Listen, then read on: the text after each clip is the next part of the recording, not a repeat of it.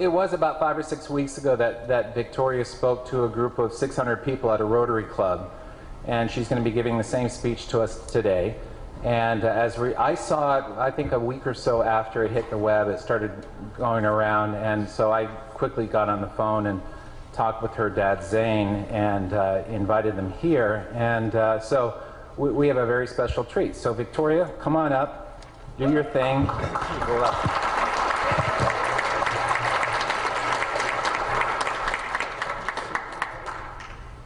Have you ever wondered why Canada is in debt?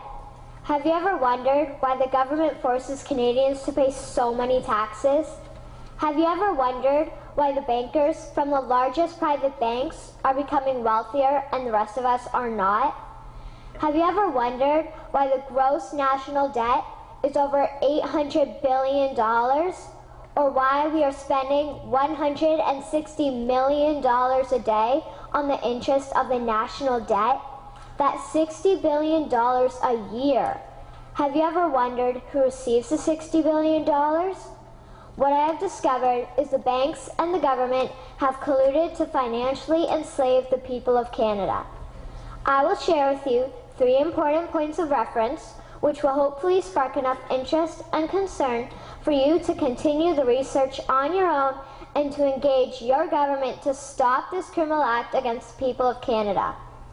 First, we will briefly examine the Bank of Canada. Second, we will see how our banking system works today. And lastly, I will offer a viable solution that we can petition our government to implement. A very little known figure in Canadian history is J.L. McGeer. He was a lawyer, member of Parliament, and Mayor of Vancouver. His contribution to Canada is probably the greatest in our history.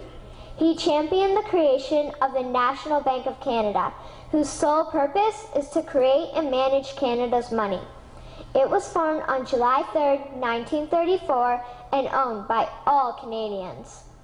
Until the 1970s, because of the Bank of Canada, Canada's national debt was held at a constant, manageable level, until the government decided to implement what we now have as our modern-day banking system that is robbing the Canadian people.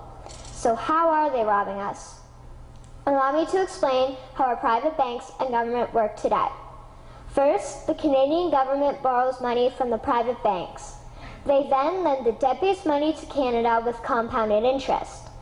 The government then continues to increase taxation of Canadians year after year in order to pay back the interest on the exponentially growing national debt. What results is inflation, less real money for Canadians to spend into our economy, and the real money being used to pad the pockets of the banks. Also, the government gave the banks the ability to loan out money that doesn't exist in the form of loans. When a bank gives you a mortgage, which literally means a death pledge, or a loan, they don't actually give you money. They click a key on a computer and generate the fake money out of thin air. They don't actually have it in their bank vaults. Presently, the banks only have $4 billion on reserve, but they have loaned out over $1.5 trillion. To quote Graham Towers, each and every time a bank makes a loan, a new bank credit is created. New deposits, brand new money. Broadly speaking, all new money comes out of a bank in the form of loans. As loans are debt, then under the present system, all money is debt.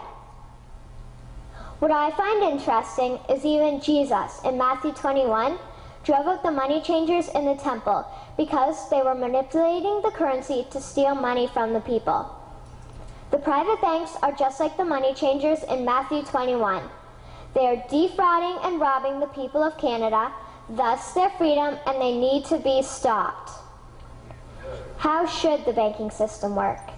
In an infamous interview, Mr. McGeer asked Mr. Towers, "Can you tell me why a government with power to create money should give that power away to a private monopoly and then borrow that which Parliament can create itself back at interest to the point of national bankruptcy?"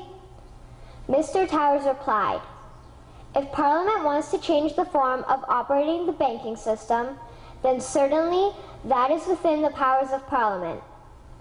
In other words, if the Canadian government needs money, they can borrow it directly from the Bank of Canada. The people would then pay fair taxes to repay the Bank of Canada. This tax money would in turn get injected back into our economic infrastructure and the debt would be wiped out. Canadians would again prosper with real money as the foundation of our economic structure and not debt money. Regarding the debt money owed to the private banks, such as the Royal Bank, we would simply have the Bank of Canada print the money owing, hand it over to the private banks, and then clear the debt with the Bank of Canada. And yes, we have the power and lawful right to do so. In conclusion, it has become painfully obvious, even for me, a 12-year-old Canadian, that we are being defrauded and robbed by the banking system and a complicit government. What will we do to stop this crime? What will we do to ensure that the next generation will live free and clear of the debt-based economy that enslaves them to the banks? Margaret Mead said the following, and I hope that all of you remember this.